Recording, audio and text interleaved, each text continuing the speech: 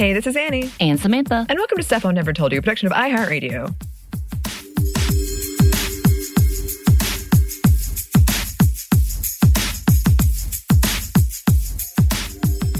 And today we are thrilled to once again be joined by the wondrous, the magnificent, the fabulous Yves for a female first. Thank you, Yves, for joining us. Thank you for having me again. Yes. Oh, always are excited to have you on. How have you been, Yves? It feels like forever, even though I know it hasn't I been. know, but weeks feel like years and the months feel like centuries at this point. So time is all askew, but I've been doing well. I've been trying to be present in every moment for the most part. But yeah. Yeah, that's good. That's good. I love that. I feel like I've been really busy, and yesterday was like I literally had a moment where I thought a witch had put a curse on me, but today is going better. So, oh my gosh. Like everything was like things were falling off my ceiling. My internet wasn't working. It was a day, as they say, but I feel better now. Maybe it was a counterbalance to having the perfect weekend, as you said, and it needed to rebalance itself. You're like, it can't be this good, y'all. So what do you do when you think that a witch has put a curse on you? Like, so I would think that ostensibly, if you don't do anything about it, like the curse may still be there. Well, that sounds vaguely threatening, Yves. I'm not saying that, you know, I did it or that I know who did it. I'm just saying, is there any measure you have in place to be able to get rid of a curse if you think that there's one there? I'm so far just banking on hope, and nothing has fallen down yet today, and the internet's working, and that's it. But you're right. I'm going to have to reevaluate like later. I ended up on witch TikTok, which is TikToks with the witches, and they talk about how you know if you're cursed and what you need to do. But it seems like unless you know exactly who cursed you and what origin of like witchcraft they're from, you really can't do anything about it. So you better hope it was a white person's curse. That's what it seemed like. I'm like, like these Asian curses are really like scary. So I'm gonna stay away from like making Asian people really angry. Also sounds kind of vaguely threatening. I don't know it. I'm just saying. There seemed to be a whole like deep dive and this like tree of these are the types, and I'm like, oh my. Yeah. In a second, Samantha and I are going to be like, let us tell you why we gathered us all here today, Anney. Oh no. Well, that's actually what I've been doing for the last month since I've seen you. Samantha and I have been getting together in private and planning exactly how we would curse you. You can't tell the all truth that. Comes out. It was kind of hilarious in how many things just like immediately back to back went wrong. But well, I'm impressed. If it was you got my attention. No, we didn't. I didn't. I speak for myself. It wasn't us. Okay. I don't know witchcraft. I only know what TikTok teaches me. Oh boy. And it's not much. Okay. All right. I'll take your word for it for now. How are you, Samantha? Oh, me? I am here. I actually got cleaned up today because I realized since being in pandemic life that I kind of sludge around, I think, for the most part. Today I was like, you know what? Let's actually act like I'm going to work and take a shower and get cleaned up, maybe moisturize my face in time, take my medications in time, which I didn't actually, but all these things are like, so for today, I feel like it feels like a good start. So, and being here with y'all and having this long, I feel like we've talked for a while now and I love that. I love that we get to talk and catch up. So it feels like a good day. Oh, nice. Yeah. That is nice. That is something that I'm slowly working on too, because I've just, during the pandemic, have been like, I'll fix that later or I'll deal with that later. And now it's time to start dealing with some of the things I've put off with for forever. Things have become urgent. Maybe it's the aura in your house being like, hey, you've neglected these things, so we're just going to fall apart on you. Time. Yeah. And we know you're easily startled, so this will be fun. It's true.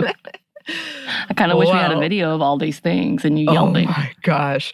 Depending on the music you played, it could have been like comedic or horrifying. I can't even describe it. It was wild. Well, moving on, I am excited for the person you brought for us to discuss today, Yves. Who are we talking about? So today we're talking about Nellie Crawford, who is also more famously known as Madame Sul-Te-Wan. So Madame Sul-Te-Wan is the name that I'll be using throughout this episode to refer to her. And she was the first Black American to be hired by a major movie producer on a continuing basis. And that was throughout Hollywood history. So she has a super, super long history and experience in Hollywood. But oftentimes she went uncredited in the movies that she was in. So there may even be more roles that she played throughout her life that we don't know about. And many of the roles that she did play were uncovered in different ways through different researchers' work. So super grateful to be able to know more about Madame Sul-Te-Wan, and her story is really interesting. So I'm looking forward to getting into it. Yeah. It's a fascinating one for sure.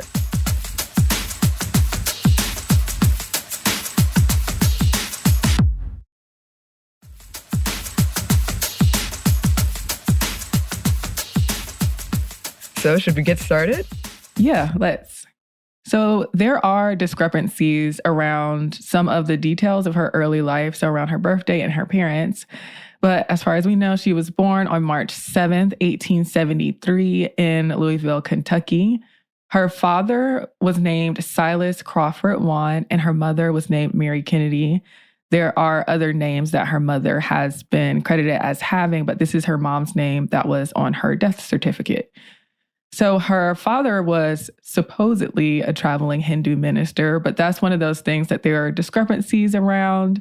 As we know in other episodes that we talked about on Female First, there is a lot of myth making that the people who we're talking about themselves have created around their lives for different reasons. There were some sources that said Sul-Te-Wan was Sul-Te-Wan's father was of mixed race, like Indian or Hawaiian, but she is normally considered a Black American. The origin of that name, Sul-Te-Wan, isn't completely clear. So just for people listening, they know that it's spelled Sul-Te-Wan. So there is some myth making around why exactly that was her name, why she chose to refer to herself in that way. If you go look at her listings and the places that she was credited, that is the name that is used. But it and the origin of her name, her skin color, and then that mystery around her heritage that we just talked about allowed her to access roles for a different range of ethnicities. So in terms of the work that her mother did, she did laundry for actresses, and Sul-Te-Wan would help her mom deliver the laundry. So that put her in close proximity to the acting world. She would drop the laundry off at the stage door, and then she was allowed to stay and see the show. She saw actresses like Mary Anderson and Fanny Davenport, who will come up later in her story as well, and helping get some doors open. She would copy what the actors did at school, and she drew inspiration from what she saw and began desiring to become an actor herself. So as we see in so many of these people's stories, people's parents and the things that their parents got them into really encouraged them to go after what they wanted or just to have interest in these things. And this was the case in Sul-Te-Wan's story. But at the same time, acting and dance lessons were costly, and her mother couldn't really afford them. So the mayor of Louisville, James Whalen, offered her a part in a contest at Buckingham Theater. She was one of many Black girls who tried out to win a prize for being the best buck and wing dancer. So buck and wing dancing is just a type of dancing It has like foot stomps, wide arm and leg movements, and other movements. So it will look familiar to a lot of us as it was an early form or kind of a precursor to tap dancing. Sul-Te-Wan did end up winning the contest, and that earned her a granite dishpan and granite spoon, at least according to the book, The Negro Trailblazers of California. So after that point, her mother let her do stage work occasionally, and they eventually moved to Cincinnati, Ohio, so that they could move her entertainment career forward. So in Cincinnati, Sul-Te-Wan worked at the Dye Museum, and she worked at theaters, and she eventually joined a company called the Three Black Cloaks. She did work under the moniker Creole Nail, and she gained a lot of acting experience in Cincinnati and started her own company, which was called the Black 400. That was a group that was made up of 16 performers and 12 musicians. And she toured with them throughout the Eastern United States. And then she formed another company called the Rare Back Minstrels. Through all the touring work that she did, she met Robert Reed Conley. The two of them had 3 sons, though there were some sources that claimed that they had more children. They ended up moving to Arcadia, California, but Conley is reported to have left the family only a few weeks after Sul-Te-Wan had their 3rd son. So that created a lot of financial economic challenges for her, as if it weren't already hard enough for her to find work. But she wanted to continue her acting career, and she needed employment. So the Associated Charities of Los Angeles ended up being able to help her out. They got her family a place to stay in Los Angeles, and she ended up finding work at the Pier Theater in Venice, California, which wasn't the best paying, but it did help her get some bills paid. And it was hard finding acting work. She was denied opportunities, and she wasn't making much progress and money in that field, but she continued pursuing her acting goals nonetheless. And this is where filmmaker D.W. Griffith comes into the picture. So there are different reports of her first meeting with Griffith.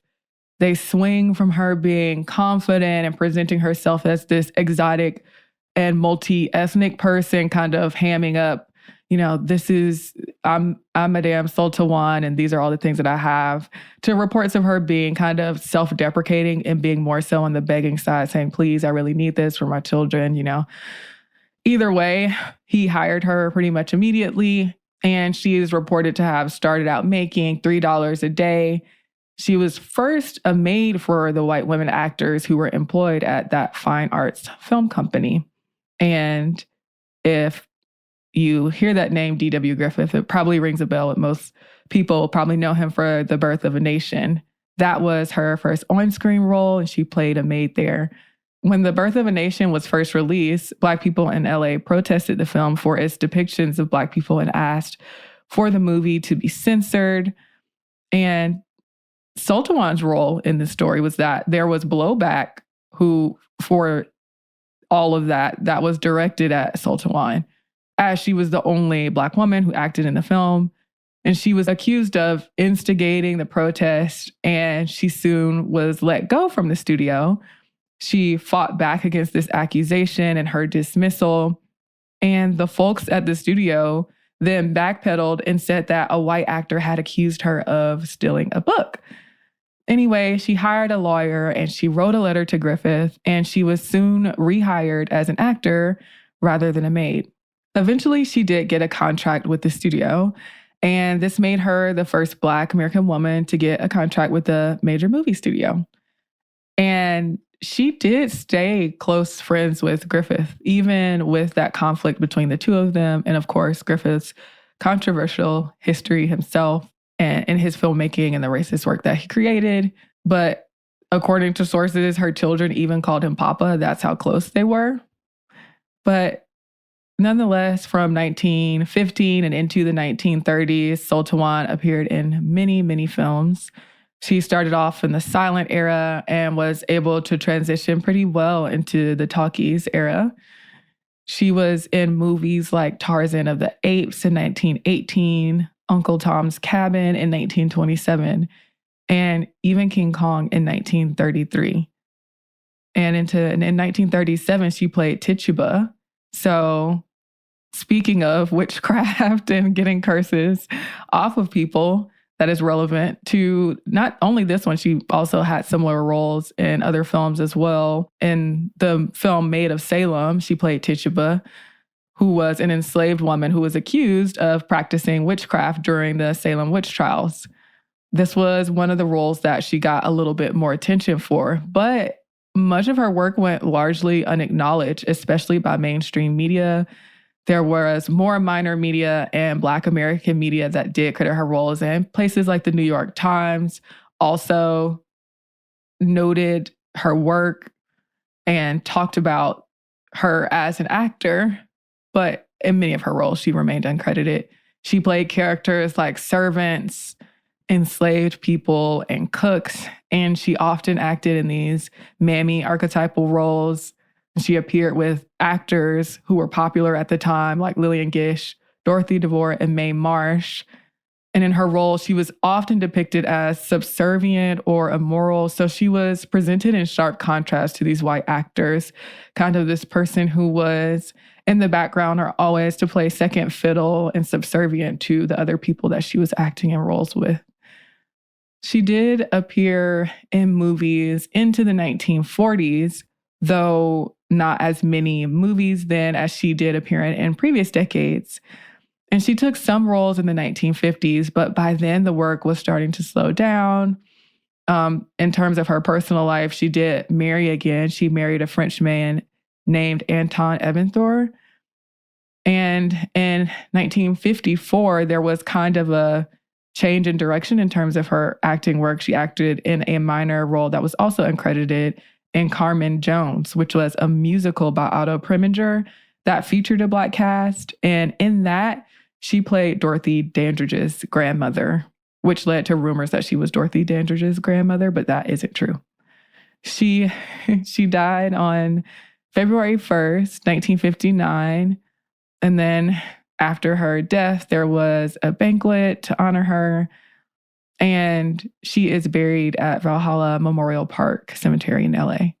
And she was honored in the Black Filmmakers Hall of Fame by being inducted into it in 1986.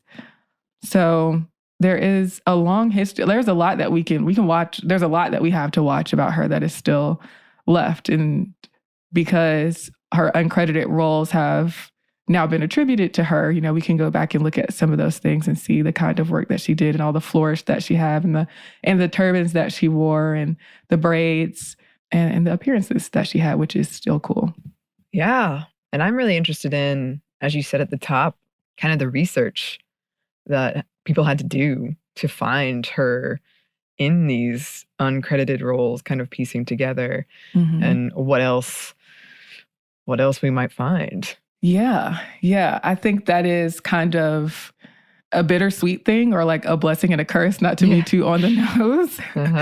Because it's like, we have history of her that we know about now, but then there are some things that still may be uncovered. But also there's this kind of layer of her being not visible in her actual roles. So she was written into the roles to be this invisible person, or this person who was more so as a prop in the work that she was doing, even if that wasn't always the case in her performances. And that surely wasn't the case for all of her things. Like the Tituba role was a lot more prominent than some others were.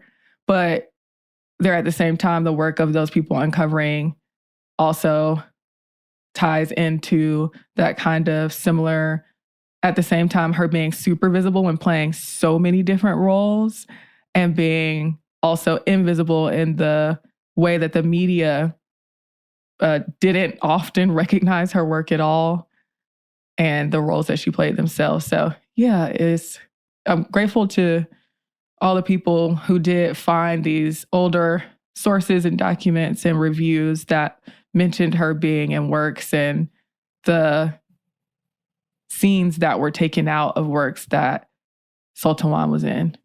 Yes, as always. Thanks to all the people doing the research so that we can talk about people.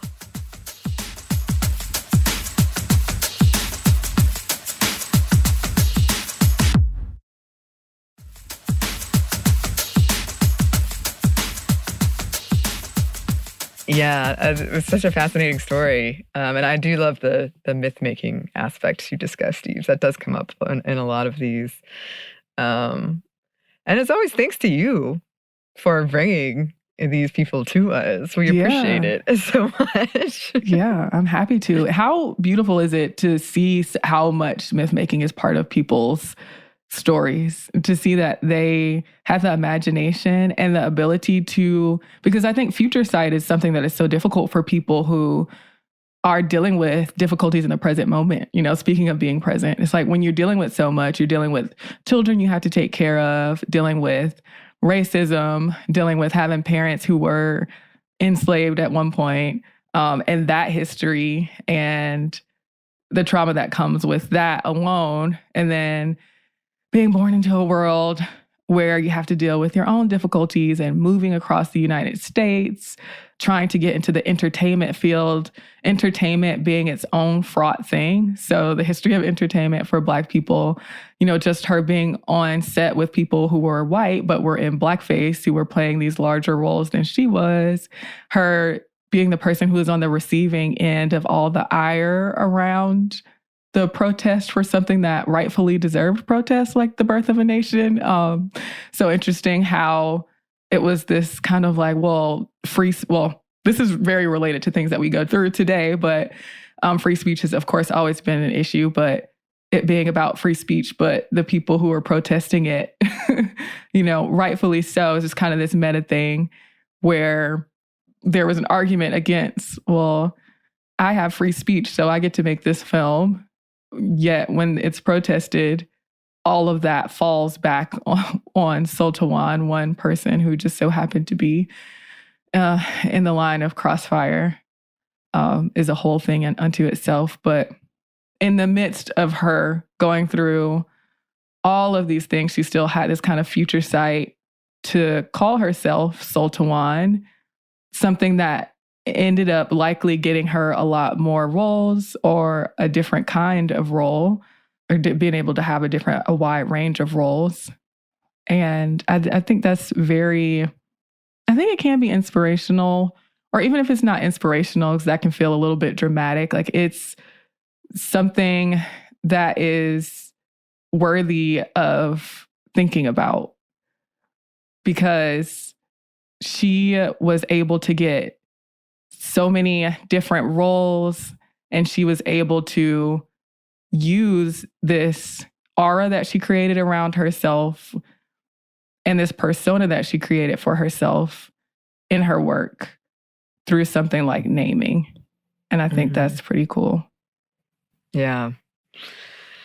Yeah, it is definitely something worth thinking about. And I know we've talked about this before.